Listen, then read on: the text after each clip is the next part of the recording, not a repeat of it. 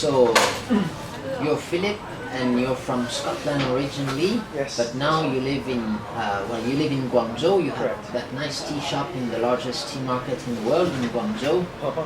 And today we're going to talk about Yiwu because you have a tea processing unit in Guangzhou in Yiwu Mountain. So first, can you tell us a bit about the special? What's the character of Yiwu Mountain?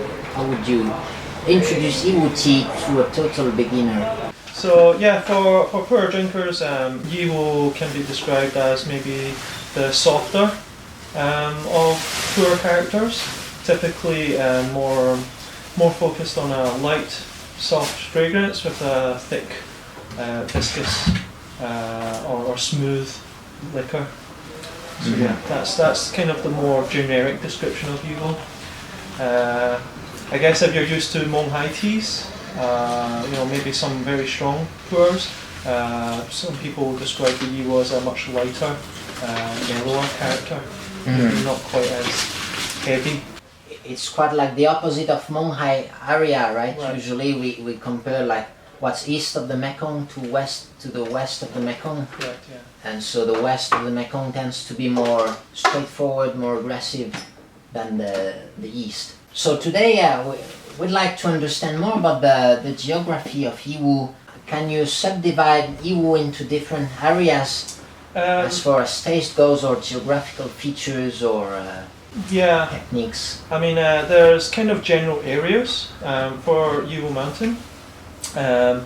But we sometimes even go as far as to talk about the Chichun Bazai.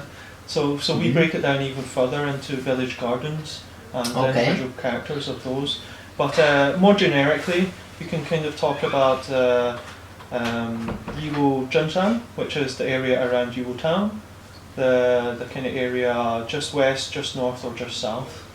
So these kind of areas have more kind of distinctions, and then we talk about the mountain tops, the Shantou, or the village areas beyond that.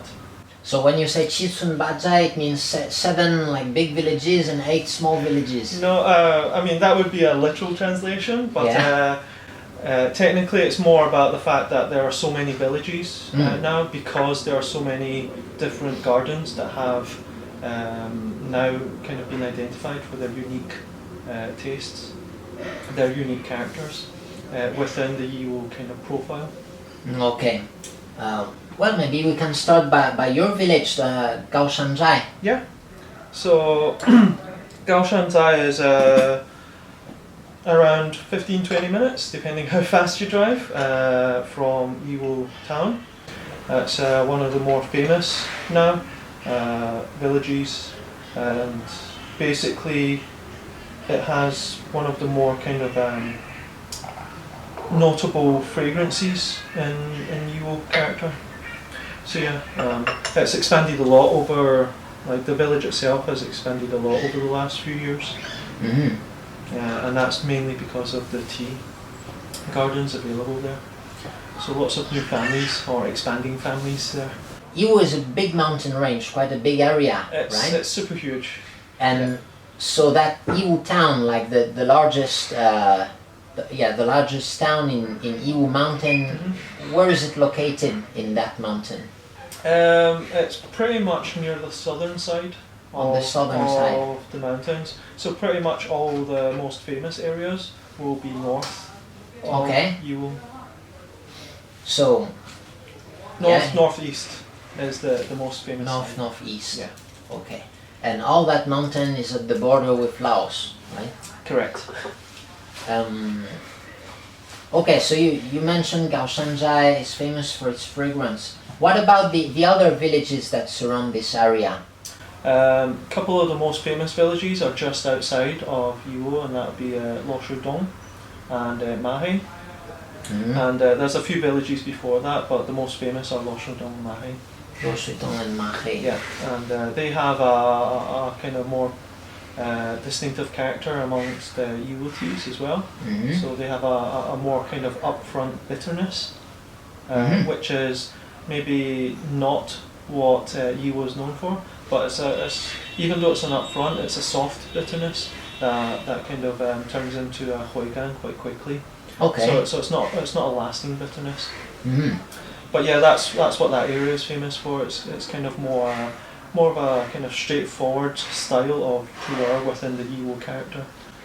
Okay, interesting. Whereas yeah, so even within Yiwu, you still can find some fairly bitter teas. Yeah, that's right. Interesting. So going further northeast of there, you'll start kind of going towards the kind of Guangzhou territory. Mm-hmm. And the Guangzhou territory is it's kind of like a very kind of natural garden, very natural forest garden type area. So basically no roads leading inside, you have to do it on foot. Mm-hmm. And whereas the Mahe Loshigong gardens are literally accessible from the main roads. You can kind of walk in from the main roads, it only takes say 30 minutes or so. Whereas the Guangdong areas you have to travel much further. Okay. And as I understand, the architecture of the gardens is quite different, right, between what you have in like Gaoshanzai, Mahe, Lo Shuitong, that area, Mm-hmm. which is mostly populated by the Han Chinese, Right. And the forests of Wangong area, Right. which are mostly cultivated by the Yao. Correct. And then in Gaoshan it's mostly Yi people. So there's different ethnicities, Okay. different kind of farming styles or garden management kind of preferences per se. Mm-hmm. And yeah, so that really affects the characters of the teas, as maybe not as much as the terroir or the varietals, but yeah, those definitely you can see the difference in the garden management. Okay, so if I start from Yiwu town, then I go on the road. You have Lo Shuitong and Mahe Mm-hmm. in one direction, and Gaoshanzai is in another direction, Yeah. right? And then both roads join, connect. Yeah, both roads join back towards the in north. Dachishu, I think. I believe well. that's right.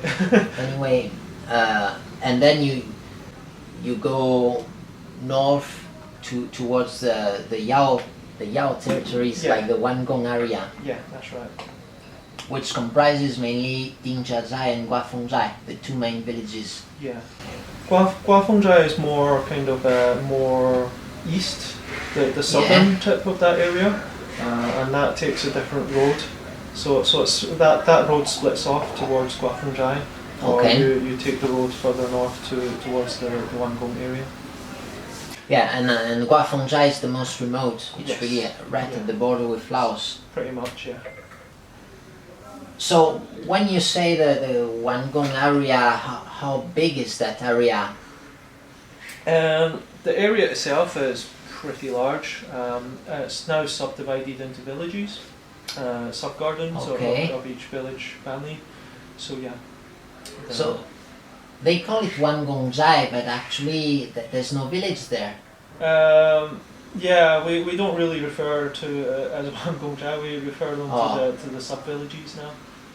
So there's there's Dingjiazhai is now split into upper and lower villages. There's some places like Yangjiazhai, which is on the fringes. There's other smaller villages that are kind of like subdivisions of those villages as well. Okay, but are there people living in those areas, in those tea gardens? Not in the tea Because- gardens themselves. They live in the villages, but they're all kind of connected to these gardens, which technically have kind of expanded a little over the past few years. Okay, like when we see some Bohetang, Chawangshu, Baichaiyuan, Wangong, Yeah. these are tea garden names. Yeah. They aren't villages. Correct. Okay. And I see that every year you have new names that come out on the market for Yiwu tea. Yeah, that's pretty much been the trend. Is these gardens have a lot of these gardens have been farmed or picked for quite a few years already, but most of them were discovered more recently and just kind of clumped in with either clumped in or saved for private collections because they weren't so famous at the time. But because they are such high quality gushu, then it just makes sense for marketing purposes to split them up as gardens, just as they've done for places like Chawangshu or Guangzhou. Okay.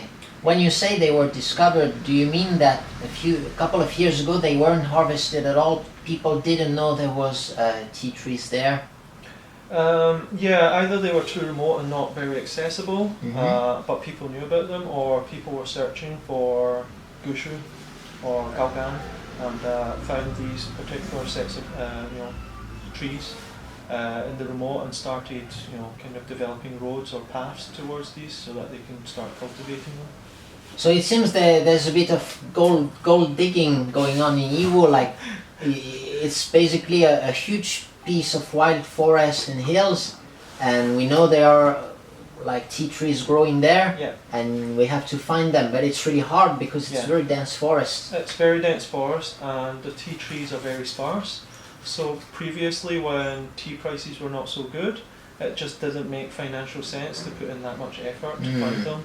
But now that the gushu prices are able to fetch the type of prices that people are willing to pay now, the villagers are more than willing to try to make these gushu productions more available.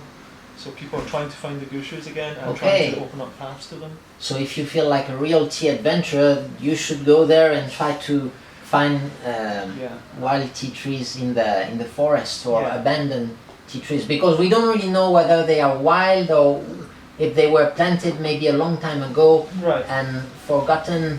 When you get to some of these areas, like these areas that haven't been cultivated at all in recent years, the forest is so wild that like you can't tell whether they were planted or not, because only a few trees will have grown to that stage, and there's so much overgrowth of everything that to clear a path and to clear the garden out for cultivation makes for a lot of extra work. Okay. So you mentioned what's like northeast, then so you have Gaoshanzai, then Mahei, Lo Suitong, those paths, then Wangong. So what's south of Yiwu?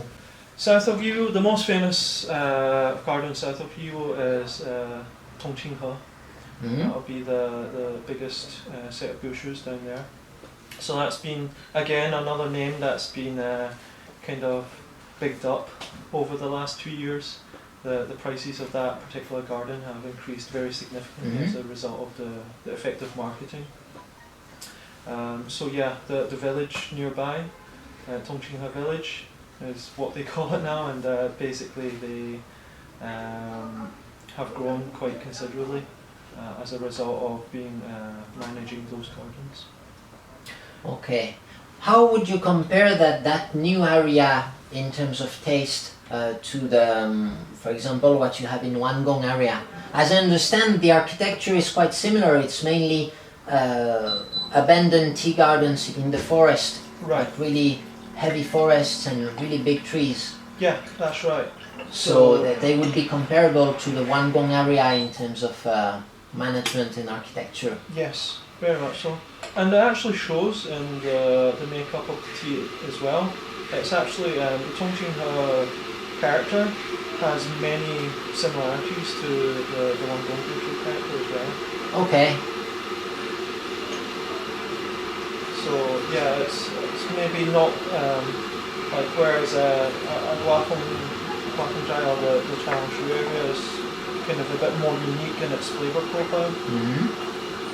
So if I'm a poor tea enthusiast and I want to explore that Yiwu area in terms of taste, which tea would you recommend to get? Which samples, which area should I try? I mean, in terms of exploration, obviously try as many different areas as you can. But really, if you want to kind of start with a basic, like learn from somewhere like a Mahei or a Gaoshan, which is more kind of it's a little bit more accessible in terms of price and makes it's kind of more standard in terms of a Yiwu flavour. Whereas the gushu of somewhere like Wangong or Chawangshu These are a little bit harder to understand for people new to tea. So it takes a little bit more extra. It's not really just about the flavour. It's a lot more about the mouthfeel and the chatty of the tea, and maybe not so accessible for beginners. Because they aren't as obvious, as straightforward as Mahe tea or Gaoshanzai. Yeah, there's a certain kind of upfront character that Gaoshan and Mahe teas that have made them more accessible and more popular amongst some Yiwu drinkers, because the flavour profile is it just makes sense because there's a quite clear flavour profile, whereas it's a lot more subtle when you get to the wild teas. Especially the gushus, which don't have that kind of like really quick brewing flavour. In terms of your experiences, what's your experience of Yiwu so far? I don't have that much experience with Yiwu tea, but of course I can enjoy a good one. I tend to prefer Guangzhou area, just like you said, because of the mouthfeel and the chachi you get. And I found these teas tend to age very well. They are, almost sure bets really. You can't go wrong with a nice Yiwu. Yeah. But I also like the classic. Yeah, I would say if you look in terms of production, I'd say like Gaoshanzai, Mahe, Luo Shuitong, that area has by far the highest output on the total Yiwu area. Yeah. Right. Because that Guangdong area in Tongqinghe, it's huge surfaces, but not many tea trees actually. Yeah, the old tea trees are quite sparsely. And they are scattered. You don't have a whole tea garden. It's not a full tea garden. If you go to Mahe, it looks a bit like tea gardens in Jingmai, where you have like old trees, but they are everywhere around the villages. That's right. So in terms of production, that's why they're more accessible. The price, the price and quality. The quality is still there, but it's obviously easier to obtain as well in terms of material and price.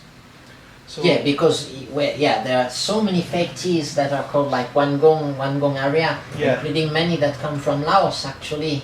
Many are made in Laos because they have a very similar gardens there actually. So you have Yiwu Mountain tea, right? Yeah, Yiwu Mountain tea is the website, and we focus mainly on single estate gushu productions from the areas that we've mentioned, and we're probably looking to add more single estate productions if we can get the more of the full production. Recently, we've been focusing more on wholesale, supplying to Chinese brands and businessmen looking to invest in the areas. We're basically going to take some of the production for our Western customers and make those available. Yeah, so we have a very similar business model actually. Our main trade is like wholesale tea, selling wholesale tea in China, but we also expand abroad, mainly by doing retail online. And I think it's cool that at least I think that's the only way for the poor tea lovers abroad to really get access to that kind of tea, because usually they are hard to find in the tea shops. Now we can hope it will change in the future, but for now that's how it is. And so you say that on your what kind of price range do you offer on your website? What kind of range is that tea? It really depends on which terroir or which estate it comes from. So for example, the Mahe Gaoshan productions, maybe the spring gushu will probably be around $200 or so, and whereas the more kind of remote areas that fetch higher prices will be closer to maybe $400. For 200 grams. For 200 gram cakes. Okay, so it's like $1 to $2 per gram. Yes. For new tea. So it's well, it's a very high price. Basically, Yeah. Yiwu tea is one of the most expensive areas. It's Um, You could say that has a decent production. Well, but it's also like, of course, it's one of the most prestigious. yeah. As Outside of Banjang, it's pretty much the most sought after tea available, and yeah, I guess it's important to say that most of this tea gets picked up by kind of private brands or large brands, and they end up mixing and cutting the teas to a different type of level. So it's hard to get this level of purity outside, even if you pay this price. So that's one of the advantages we have here. We'll take very small productions to press at pure quality level. So yeah, that's what the online. So you're focusing on the higher end of Yiwu tea. Yes, that's the main Mainly focus for the yourself. website. Yeah. Okay. Okay, well, thank you, Philip, for the interview. It was really nice to meet you in Guangzhou in your nice tea shop. And so we'll have a follow-up video with a longer talk about many subjects related to Yiwu. So thank you for watching and see you later. Hope to see you soon, guys. Bye.